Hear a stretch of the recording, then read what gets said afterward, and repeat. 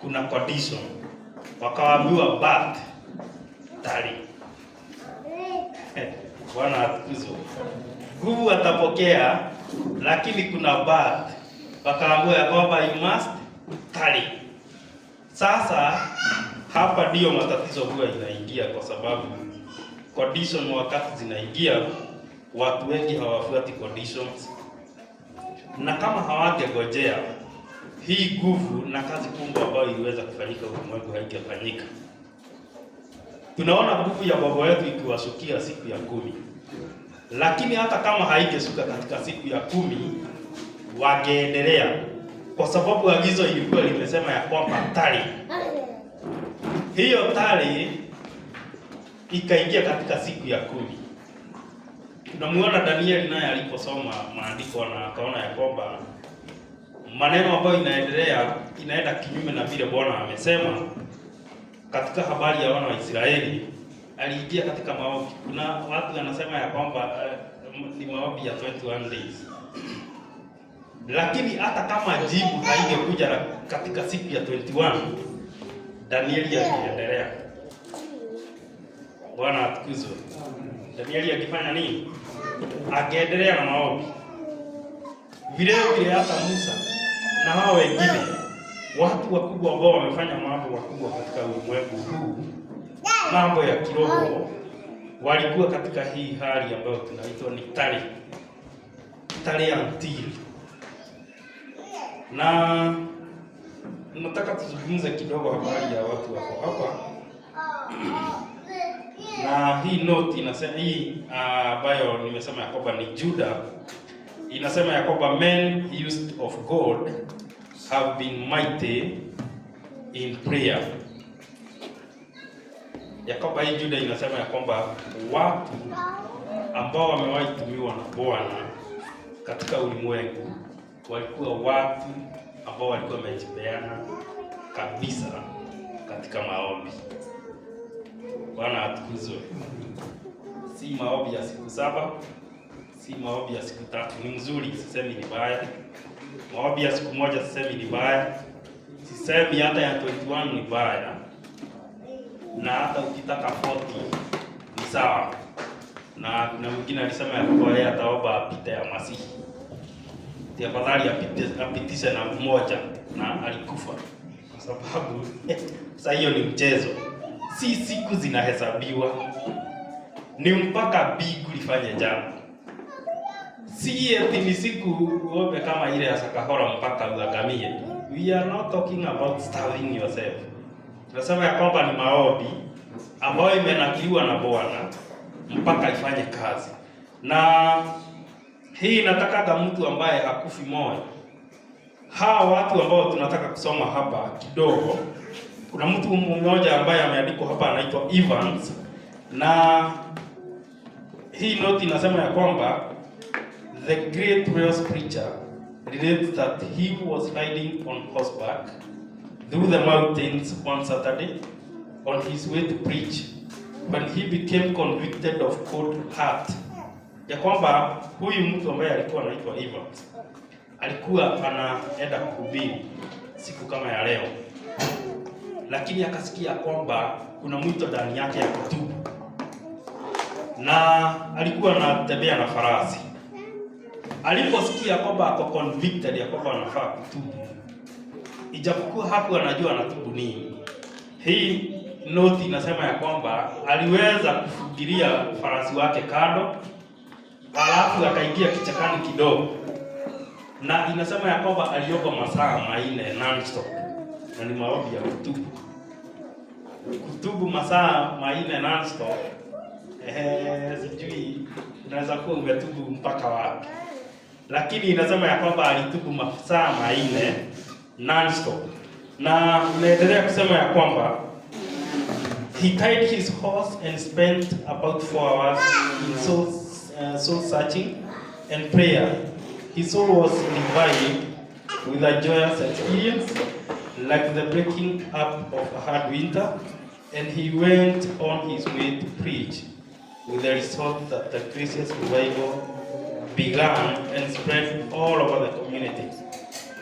Alafu inaendelea kusema if you don't feel like repenting, confess that. Ya kwamba kama unasikia kwamba wewe huna kitu ya kutubu, hii inasema ya kwamba unafaa kwanza kutubu mpaka hiyo ya kusikia kwamba huna dhambi. Hiyo kusikia ni kana kwamba hauna dhambi, wewe huna kitu ya kutubia. Hii inasema ya kwamba unafaa kwanza kutubu hiyo sasa ya kusikia hivi. Na alipofanya hivi, hiyo inaitwa kwamba ni soul searching. Kulitokea revival ambayo ilikuwa kubwa sana, kwa sababu yale maneno walikuwa wanaenda kuhubiri, watu walisikia kiasi ya kwamba hakuna mtu alikuwa anataka kutoka mahali pale.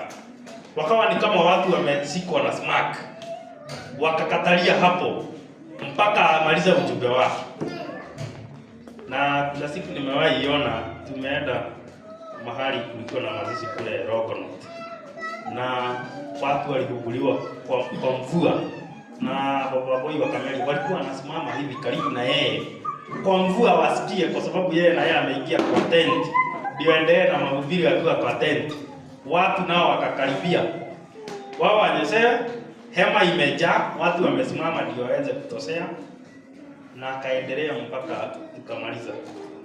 Hiyo ni kukamatwa na Bwana. Hakuna mtu ambaye na nguvu zake ama conviction zake za mdomo zinaweza zikafanya watu wazima, mtu mzima hivi anyeshewe asimame hapo mpaka umalize kuongea kile ambacho ulikuwa unaongea. Na nasema hivi ndivyo uweze kuelewa nguvu ya maombi. Na tunaona hii inaanza na kutubu, soul searching, ya kwamba wewe umejisafisha kabisa mpaka ukasikia kwamba kumepatikana upenyo. Wakati alifanya hivyo, inasema ya kwamba alisikia a joyous thing ndani yake. Kuna mtu anasemaga ya kwamba anaweza akaomba aombe na hajuagi ikijibiwa, lakini mtu ambaye ameomba vizuri akapata upenyo, baadaye anasikia raha ndani yake. Anasikia kuna raha, kuna kicheko, kuna raha ambayo imetukia ambayo haikuweko hapo mbeleni. Na wacha niendelee kusoma sababu nayo muda haituruhusu. Na surely we need something like the breaking up of hard winter in our hearts today. Will you confess that the sin that God points out in your heart? If you do not feel like repenting, will you confess that and ask Him to help you to do what you ought to do, whether you feel like it or not? Kwa hivyo inatuanzia na habari ya kutubu, na ni vizuri kila mtu ajue ya kwamba kusema ya kwamba huna dhambi unajidanganya wewe mwenyewe. Na maombi yoyote ambayo inaanzia na kutubu dhambi inapataka upenyo. Kuna kitabu ya Siraki inasema ya kwamba a humble heart pierces the cloud, ya kwamba moyo ambao umenyenyekea unapataka upenyo katika mawingu. Na kwa sababu sisi sote si kila mtu ambaye ako na hiyo kitabu sitaisoma, lakini huwa inanitia mwangaza zaidi ya kwamba a humble heart pierces the cloud. Na hii Juda inaendelea kusema ya kwamba wacha niruke kidogo, tuingie kwa mtu mwingine. Huyo nimekuambia kwamba alikuwa anaitwa Evans. Na what is revival? But sasa hii ni definition ya revival. What is revival? But the saints are waking out of sleep. One of America's great revivals was called the Great Awakening. Kuna revival ambayo ilitokea Marekani, ilikuwa inaitwa the Great Awakening. Since we are in the last days, that very fact should fire us to renew the covenant, go back to Bethel, set our house in order, and sanctify ourselves against tomorrow. Ya kwamba inasema ya kwamba revival ambayo ama muamuko ambao uliweza kufanyika mkubwa sana katika Marekani ulikuwa unaitwa the Great Awakening. Na inasema ya kwamba ni wakati wetu sasa katika hizi nyakati za mwisho tujisafishe sisi wenyewe ili ule ufufuo ambao ulikuwa unafanyika pale uweze kufanyika tena. Na nikiendelea hivi mtu asikuwazo nianze kuuliza hawa watu nao unataja wa Amerikani na ni wa Masihi wa side gani? Kuna siku tuliongea hivi na baba Mobi tukiwa na baba Moya, sijui nafikiria ni yeye alisikia. Katwambia hawa watu walikutumia na Bwana kwa sababu ya wakati wao. Na huo wakati walikuwa wanatumiwa kiasi hivi kwa sababu nyakati hizo zilikuwa hivyo na watahukumiwa na nyakati zao. Vile vile Musa na nyakati zao watahukumiwa na nyakati zao. Na sisi ambao tuko katika ujumbe wa malaika watatu, sisi tutahukumiwa kulingana na wakati wetu. Kwa hivyo usianze kuangalia hawa akina Evans usikie ni akana kwamba sasa na wewe umesikia hawakuwa Masihi utaenda kutafuta watu wanakaa namna hii. Lakini tunapewa hii ikiwa muongozo tujue ya kwamba mambo ambayo ilifanyika nyakati zile wale hawakuwa katika ujumbe wa malaika watatu. Na Bwana aliwatumia hivyo. Kuna mtu mmoja, watu wale ambao waliandika Biblia walitumiwa na nani? Andikia Biblia mpaka kuna watu mpaka walichinjwa kama wanyama. Si ni baba wetu aliwatumia? Aliwatumia kulingana na nyakati hizo. Na sisi nyakati zetu ni malaika watatu. Na sisi kuna kile tunatakikana tufanye. Na hawa watu walipokuwa wanaondoka dunia walitabiri wakasema ya kwamba the same revival that happened those times itakuja kufanyika tena baada ya miaka 100. Wakati nilikuwa na hesabu nyakati hizo, nilikuwa naona ilitimia kitu 2010 kuanzia hapo kwenda hivi. Walikuwa wamesema ya kwamba after 100 years the same thing will happen, lakini ni kwa wale ambao watakuwa wamejitayarisha, watavikwa ile nguo, waendeleze that same thing ambayo inaitwa the Great Awakening. Sasa ni kwetu sisi ambao tuko katika ujumbe wa malaika watatu, tujiweke vizuri ili Bwana aweze kutumia kama nyakati zile. Niendelee kusoma, inasema today our prayer can shake the world. Umesikia hiyo? Imeandikwa in bold letters and in black. Inasema ya kwamba today our prayer can shake the world. Na back in the 1600s, God roused a serious minded lad. Kuna kijana mmoja hapa aliweza kuamshwa. Huyu hakuwa mzee. In fact alikuwa 17 years.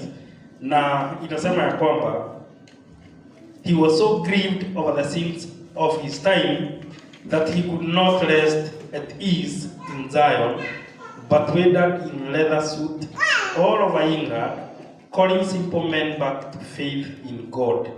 He was George Fox, and he said, "The Lord had said unto me, if but one man or woman were raised up by his power to stand in the same spirit that the apostles and prophets were in, that man or woman would shake all the country for miles around."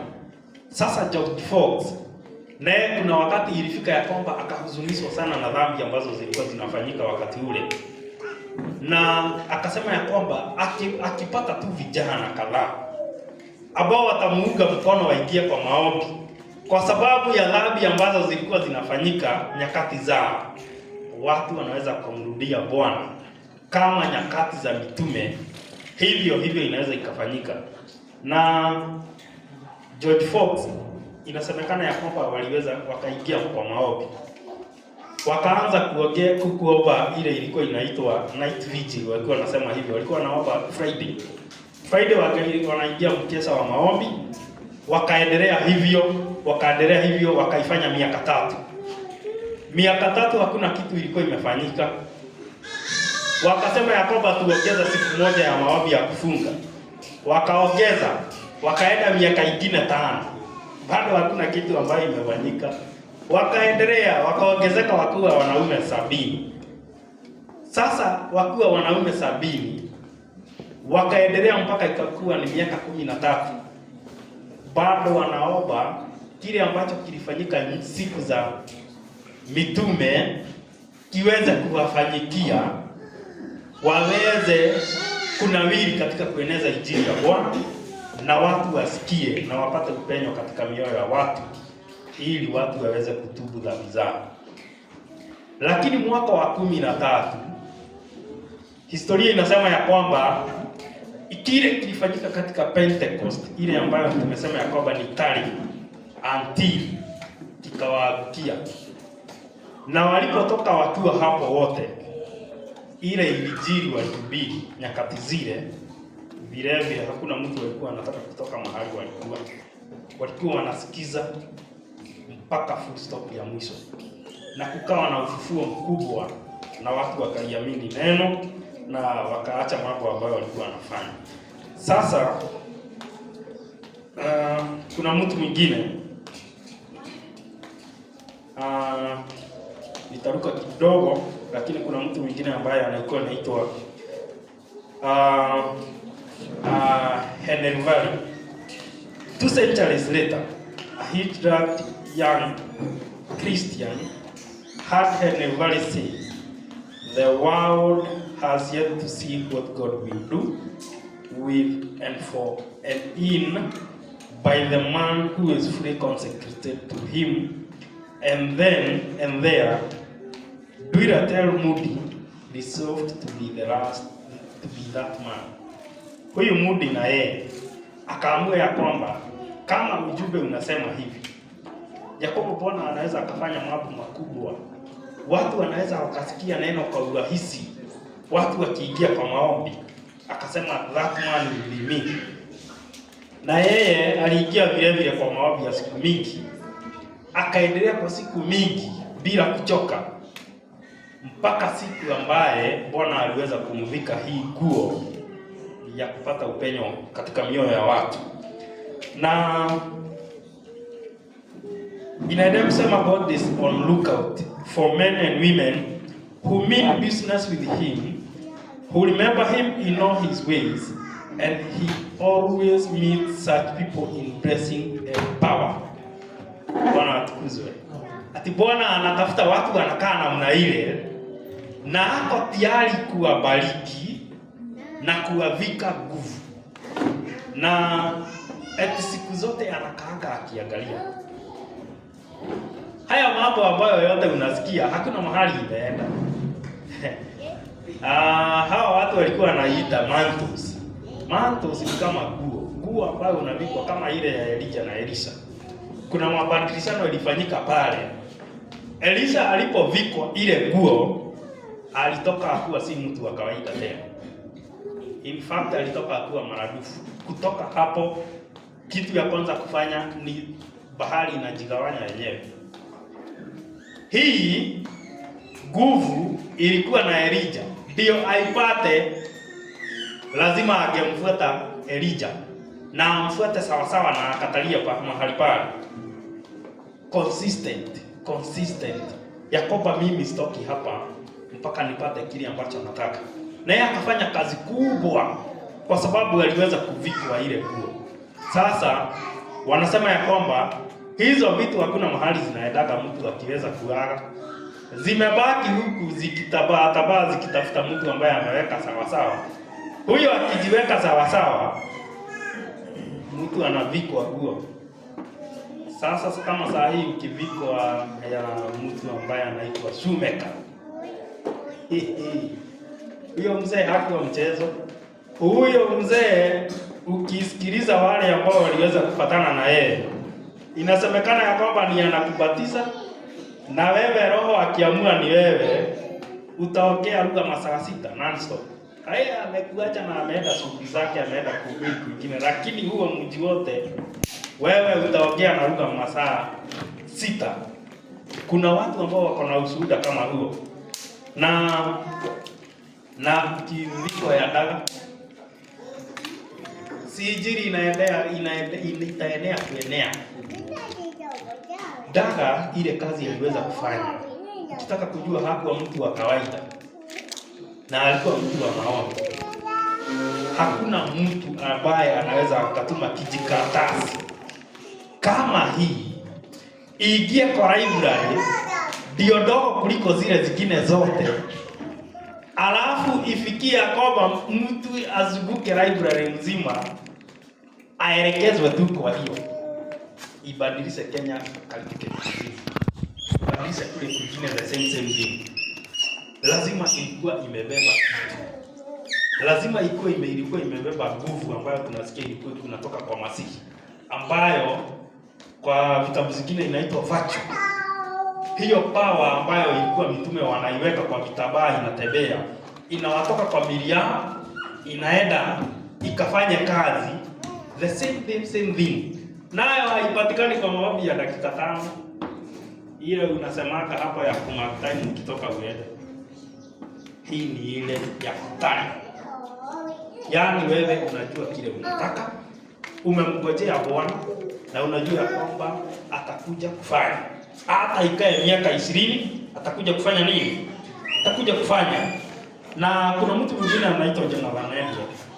Huyu ndiye huwa anasagaza sana. Jonathan Edwards said, "If it were revealed to me that in any stage of history there would be but one man who had in all things to fulfill the will of God, I would strive with all my might to be that man." Jonathan Edwards na inaendelea kusema kwamba and God gave him a message that made his listeners hang on to pillars of the church before the terror of the Lord. Sijui kama unasikia. Jonathan Edwards naye alikuwa maombi. Huyu naye aliomba miaka mingi kiasi ya kwamba hata siwezi nikaanza kuishuhudia wakati kama huu. Aliomba, akaomba, wakaongezeka, wakawa vijana wengi, na wote walikuwa vijana, wakaendelea na maombi. Na Jonathan Edwards hapo anaongea jinsi ambavyo anaongea. Kama nikianza kuhubiri hivyo vile alikuwa anahubiri, nyinyi wote mtarara, kwa sababu alikuwa ni mtu ambaye haoni vizuri. Na sasa alikuwa anataka Biblia kama anahubiri asome word after word. Sasa kama hapa Biblia inasema watch out for those dogs, alikuwa anaongea pole kabisa, lakini katika upole huu wake alikuwa anasoma kama verse 2 na 15, naambia watu tuingie kwa maombi. Na historia inasema ya kwamba Jonathan Edwards alikuwa anahubiri that simple sermon ambayo unasikia anasema hapa, kiasi ya kwamba watu walikuwa wanajisikiria pillars kama hizi, wanasema ya kwamba wanaona wakiangamia, wanakatalia hapo mpaka mtu akuja amwambie ya kwamba sasa ndio hii picha ambayo imekuja kwa uso wako itoke, ni utubu dhambi na ukubali Masihi, alafu kisa usitangaze useme ya kwamba nataka nibatizo. Wakati tu mtu amekubali hivyo, anaachilia post na ile picha ambayo ilikuwa katika uso wake, anaona moto wa jehanamu kabisa. Sasa ndio unasikia hapa, and God gave him a message that made his listeners hang on to pillars of the church before the terror of the Lord. Yaani walikuwa wanakatalia post hivyo, wanakataa kabisa, mimi stoki hapa, kwa sababu anaona akijisikilia hapa ndio hata shuka kwa moto. Na ni Bwana alimpea hiyo message. Nao inasemekana ya kwamba walihubiri na mji wote, kama mji kama huu hapa, kitokea kasarakasi kadogo, hakuna mtu alikuwa anataka kwenda kuangalia, kwa sababu mji wote watu wamekubali neno. Hakukuwa na joints za sherehe, hakukuwa na mahali pa kwenda kukunywa pombe, zote zikafungwa. Ilifika mahali komanda wa polisi ambaye alikuwa anaishi mahali hapo akauliza polisi ambaye alikuwa ni junior wake, akamuuliza, kwa nini hauletaji ripoti? Siku hizi huletaji ripoti za security kwako? Akasema ya kwamba ni kwa sababu kila mtu hapa ameokoka, hakuna ripoti ya kuleta. Akauliza, na polisi wale ambao wako station wako wapi? Akamwambia wengine wanapiga keyboard, wengine ni wameingia kwa kwaya, na wengine wako kwa maombi. Bwana atukuzwe. Sababu ya mtu mmoja tu ambaye alikuwa anaitwa Jonathan Edward alifanya kwamba kuingia katika maombi apewe ujumbe na Bwana wa nyakati zake, kwa sababu ya mmoja ambao ulikuwa mbaya kabisa. Na alipopokea huu ujumbe, unasikia vile kulifanyika. Huyu hapa mchungaji actually walianza katika kanisa kama hii, wanakutana ni Bible study, tufanye nini, na ikajaa mpaka sasa wakatoka nje. Watu walikuwa wanafunga kazi mapema wakuja wasikilize ujumbe wa siku hiyo. Walikuwa wanapatana wote afternoon saa 11, mji kama huu wote umefunga, wanakuja hapa waweze kusikia neno. Na kile mimi huzunisha mpaka wakati huu ni ya kwamba waliweza kutabiri baada ya miaka 100. Na ndio hii sasa tuko katika sisi nyakati zetu za ujumbe wa malaika watatu. The same thing that happened back then, walisema ya kwamba itakuja kufanyika tena. Sasa najiulizaga ni nani atakuwa hapa? Ni nani ataingia katika hiyo pengo? Ni nani ambaye atajiweka tayari atumiwe na Bwana? Ni nani ambaye atafanya kazi ambayo itaonekana, ambayo iko na mazao? Na si Bwana aturehemu, kwa sababu ile revival ambayo iliweza kutokea hapa Kenya, na especially kama kule Deia, unasikia kwamba walikuwa wanaingia kanisa kama ya Wakorino, kwa sababu wazazi wangu walikuwa huko. Wakati tu Sumeka alifika, kwanza walikuwa wamemuona kwa maono, na manabii huko wakatangaza wakasema, tumeona mtu mweupe ameingia hapa, na cha kusangaza akapewa platform. Ndio kwa Wakorino huwezi ukakanyaga hapa. Wao wanaishi kama nyakati za kale, vile kulikuwa na the holy of the holies. Sasa huko kunaye hata deacon hawezi akakaribia hapa, wako na viti zao huko. Alafu sasa kutoka hapo sisi wengine na huko. Sasa wakasema ya kwamba tumeona mzungu amekuja, mtu mweupe, na amekubalishwa aingie pale. Na alipoongea hakuongea dakika mingi, alitoka na kikundi kikubwa sana hapa. Ni wachache tu walioacha hapa na watakaa hivi. Sasa wakati ulifika, vile mzungu akaingia, ni Sumeka. Alipoingia hakuongea dakika mingi, kwa sababu akina soso wangu walikuwa huko wanasema ya kwamba hakuongea dakika mingi. Aliongea dakika kama 3. Kuongea katika dakika 3 wote wakasema ya kwamba sisi tumemkubali Masihi, tumeacha ukoloni. Na ikawa ni hivyo, na akaondoka na kikundi kikubwa sana. Sasa nataka ujiulize, je, umesikia hiyo ni mahubiri ya wiki moja? Alitumia machines na ikero na ado. Si afadhali kutafuta sasa nguvu, alafu sasa kazi yako iwe rahisi katika kueneza nini? Katika kueneza Injili. Naye hakuwa mzee wa kawaida. Kazi ile alifanya kwa siku chache. Sisi tunachukua miaka na miaka, lakini hata hatuwezi tukafikia. Alikuja siku chache, ameacha kanisa, ameacha mpaka wazee. Mzee ambaye hajaingizwa klasi ya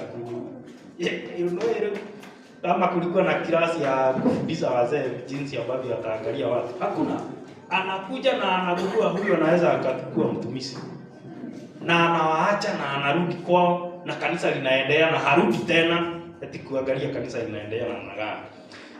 Sasa mimi sina wakati wa kusoma hii yote.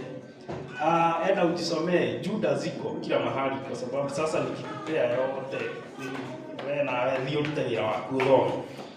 Lakini nataka nirudi nitoke kwa hiyo. Lakini the point was, men who are used mightily by God, heading inasema hivyo, were mighty in prayer. Sasa chini ya hiyo kuna kiwango kingine wameweka mpaka picha. Wanasema ya kwamba the Lord's work around the world. Sasa kile kilikuwa kinanisagaza hapa ni ya kwamba kuna picha imewekwa hapa ya crusade which was recently held in Ahia's Baise, Imo State, Nigeria, West Africa, na inasema kwamba over 2,000 attended and 956 received Yeshua as their savior. Hallelujah. Inamalizia hivi ya kwamba kuna crusade ambayo iliweza kufanyika mji wa Nigeria, na watu ambao waliweza kukuja kuhudhuria crusade walikuwa watu 2,000. Wale ambao walimkubali Masihi wakati huo picha ikipigwa walikuwa 956. Leo ndio urasi hiyo ndio ungehoteka. Unafikiria haiwezekani? Watu wako na njaa ya neno. Watu hawajui neno.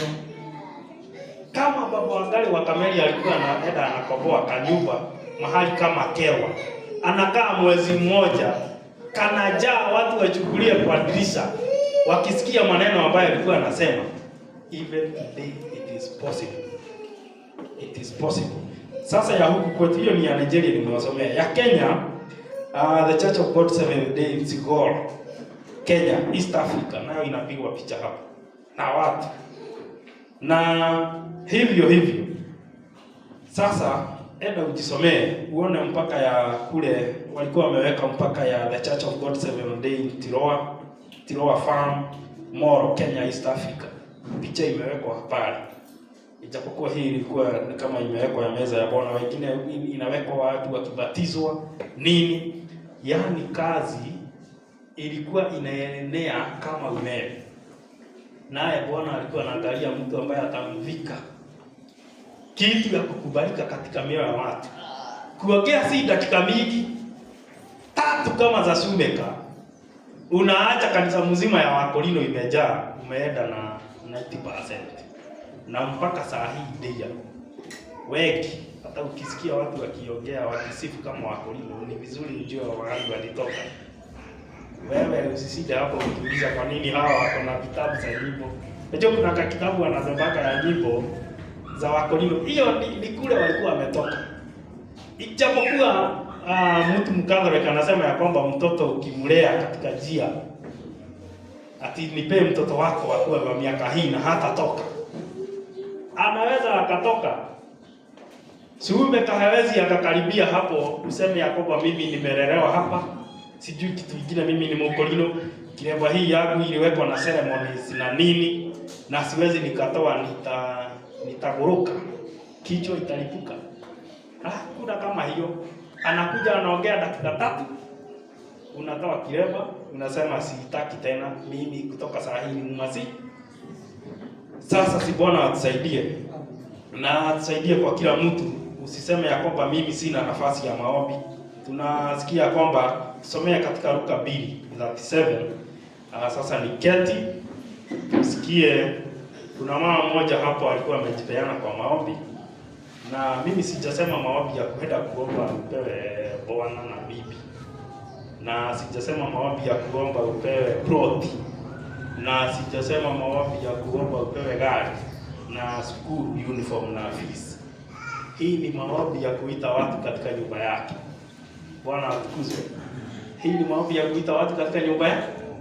Hii ingine invest katika nyumba ya Bwana. Hii ingine Bwana anasema ya kwamba atawazidishia, itakuja kwa ziada, lakini kwanza zipeane kwa sababu ya kazi ya Bwana. Luka 2:37